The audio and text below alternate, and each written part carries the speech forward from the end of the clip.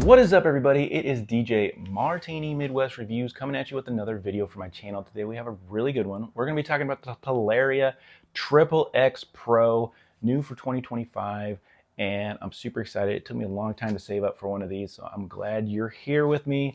I got a lot of cool things in the video, maybe some things you didn't see elsewhere as well, because it was hard for me to find some stuff, but I do have an assembly video, which kind of, not step by step, but kind of gives you an idea what it's going to come like in the box, how to get it together. So check that video out as well. But today we have, basically, I'm going to go over the specs, tell you what's new, what's old from the old Talaria XXX. This is the Pro.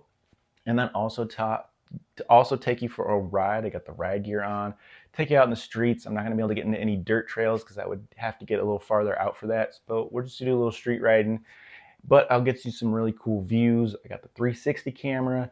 I got the GoPro I'll put on the helmet and try to give you some multi-views and talk about pros and cons, and also talk about some battery information later that we really need to get into as well, because I didn't see a lot of information on charging and proper ways to get that done. So I had to look it up. Also reached out to Lunicycle. So definitely some good things in the video. Hopefully they're helpful, and that's what I'm here to do on this channel, DJ Martini Midwest Reviews. Please like, subscribe, share, all that good stuff. Just here to help do that research so you don't have to, give it to you as easy as possible, and then leave some links in case you're interested in some of the top things we talk about. So thank you guys. I did put a couple accessories on the bike so far. I have more coming because I definitely have some pros and cons on this bike, but we're going to get into that. So stand by, get ready for a cool video, and let's get it hopping right now. We're going to take you for a quick walk around the bike real quick. All right, guys, so this is the Talaria right here. Get a good view of it right there. I did opt for the Supermoto wheels. If you do buy this stock and you just opt for a stock bike, it will come with dirt wheels, but I did opt for that. It'll cost you a little bit more, but definitely worth it if you do a lot of street riding, which that's what I do. So it is. So some of the new features on the bike would be like the 6.5-inch rear tail right here. It's a little bit longer, and it doesn't have the tail light in it. I can kind of show you a picture of that, but other than that, the tail light is on the bottom, so a lot better for people who aren't breaking it if it gets tipped over and those types of things. Other thing we see right away, the rear linkage is a lot different. It used to have a really long shock that basically went all the way down to here. Now they have the linkage in there. It's supposed to be a little bit better for dirt riding, like I said, because you will get the dirt wheels if you go completely stock. You can see the foot pegs right there. A lot of people will switch those out right away. Another cool thing is the front headlight, which is a big change as well. They definitely changed that, and the number plate, the front fender, they said the original one did not come with some of that, and it was a little bit different. So a couple things on the controls that are different. They have a blackout mode for your headlight. So they have settings there for that. The LCD screen is now color, and LED. Mirrors don't come with it, but I put mirrors in it. I like to have mirrors on my bike. Also, this is a GoPro mount that I'll probably not have using today, but I'll probably show you from the helmet today. And then, like I said, I do have my mount for my 360, which will give you guys some good views today. It does come with the RFID chip that you'll scan right here to get the bike going. I'll show you operation in a second. And I think those are the biggest differences. Let's see, smaller form factor, and the belt is a little reduced. Suspension, only 125 pounds, which is cool. I like that. It's really light. You can move it around if you need to. Load it up, unload it. 31.5-inch seat height. So it's not super high. So I did notice that. I'm kind of tall, and so I did have to try to tighten the shock as much as possible, just to make it a little bit stiffer, because it is really soft suspension.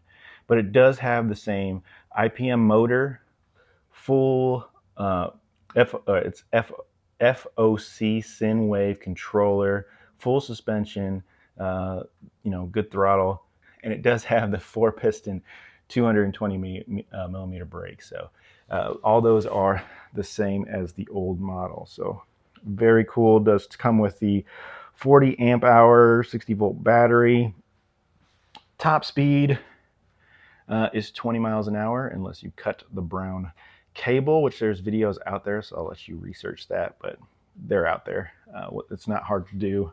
Everything is in this area, I will say right here, and there'll be a little ground loop wire that's brown that you'll need to detach to go ahead and get full power on this thing. It will come stock at 20 miles an hour. So other than that, let's go ahead and show you some operation real quick. Quick operation on the bike. To go ahead and get it started, you got to go ahead and hit the red button here, and then you're going to use your RFID chip to get it going. Headlight will come on, and your Talaria LED display will get going here. So just to go through the display, because like I said, don't see a lot of information on this stuff sometimes. The menu, it will be in kilometers, and you can change it to mile per hour. So you got to just hold the top button here, and you can see that you're in exit, data, unit, and if you go to unit and then hit the middle button here, you can change it to imperial or metric, whatever you want to be in. And then once you have what you want, then you go ahead and hit the middle button. You'll stay in that. You also have your wheel size, the battery, and some data that it'll collect for you. Not a lot in there, but just what you need. And then to arrow up through, there's arrow down, arrow up right here. And so that's kind of the stuff we have there, but not too much, and not too hard to use either. So I like that. So I do have it in miles per hour. You see 100% charge. I have 14 miles right now. My average speed is about 14 miles an hour. And the fastest I've gotten this is I've got it up to 48, but I've heard some models get up to 50 miles an hour. So maybe downhill on a slant or something. I don't know. But also, it says wait right now. So what we need to do is actually on the other side here, you have your red button, and once you hit that, you'll be ready to go. But so you see the red button here. I'm going to go ahead and hit that, and it's not going to let me because my kickstand is down. So we're going to go ahead and turn this a little bit just so you can see that. Move my kickstand, go ahead and hit that, and now you see it's ready, and it's in eco mode right now. To switch from eco mode to sport mode, we're just going to hit that middle button, and now you're in sport mode and you're ready to go. Once you twist the throttle, you'll be ready to go. You can go back into eco. I always say just leave it in eco, and then when you're out riding, you can easily switch. That way you're not getting too crazy right away. Other than that, guys, that's operation. I think that's about it. Let's go ahead and take it out for a ride.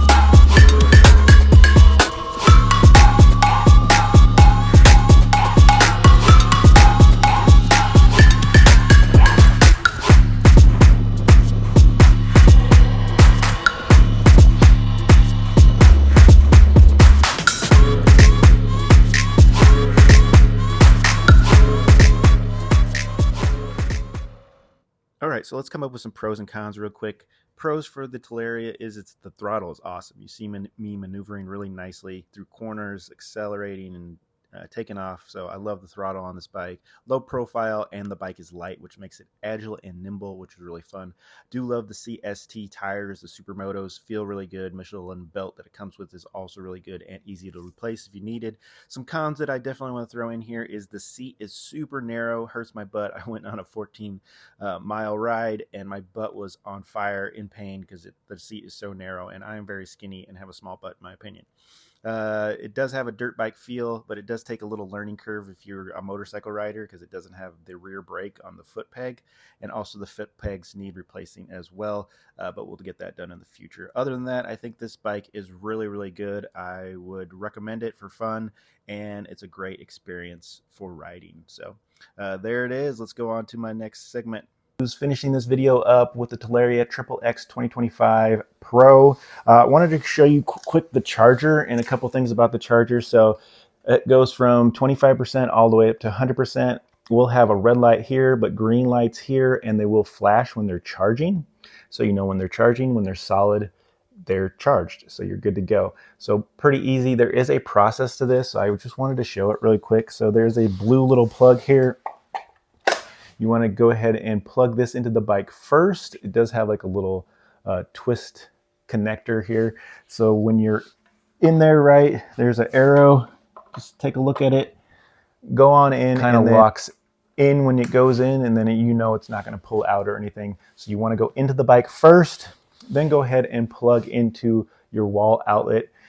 You can't plug into a power strip or power converter or something like that because it won't work. It's not getting the right voltage. The lights will come on, but it will not charge your bike. I tried it. So just to let you know on there.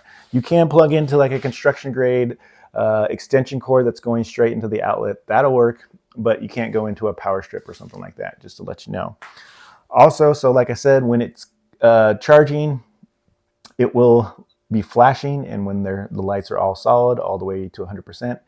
Solid, you're charged, you're good to go. It's the reverse process. So we won't actually unplug from the wall first when the bike is charged, and then unplug from the bike, and you're good to go. So pretty good there. Another thing I get a couple questions on is, can I charge it up to 100% every time? If you're going to be riding it within 48 to 24 hours, of charging to 100%, absolutely, go ahead and do it. They say you can charge it to 100%. It's not going to hurt anything because there's no memory or learning cells in this battery. So you're good to go there, charging up to 100%. But they say the optimal thing to do for storing the bike over long periods of time is to keep the battery between 40 to 60%. You can be a little bit higher than that, a little bit lower than that, but you want to try to keep it in there between there. Give it a little charge, those types of things while you're keeping it stored. Don't ever let the battery go under 20%, or don't let the battery go dead. Those are bad. So other than that, you can keep it in those ranges as a suggestion. But the worst thing that can happen is letting it go under 20% or letting the battery completely go dead. That can cause damage to your battery over time. Like I said, not instantly, but over time, you're going to lose the longevity of the battery, basically, in my opinion. And those are thoughts straight from the manual and from Lunicycle as well. So just some tips and tricks there to try to keep your battery running as long as possible. Other than that, guys, that's all I have for you today. Thank you for tuning in to the Talaria XXX Pro 2025 edition. Try to give you as much information if it's helpful at all. Give me a like or subscribe. And guys, thank you so much for tuning in today. Hope you guys had fun, learned something, was kind of cool. And hopefully you'll give me a like, subscribe, or share with some love. All right. Thank you guys so much. Catch you later. DJ Martini Midwest Reviews and Tutorials. See you really soon.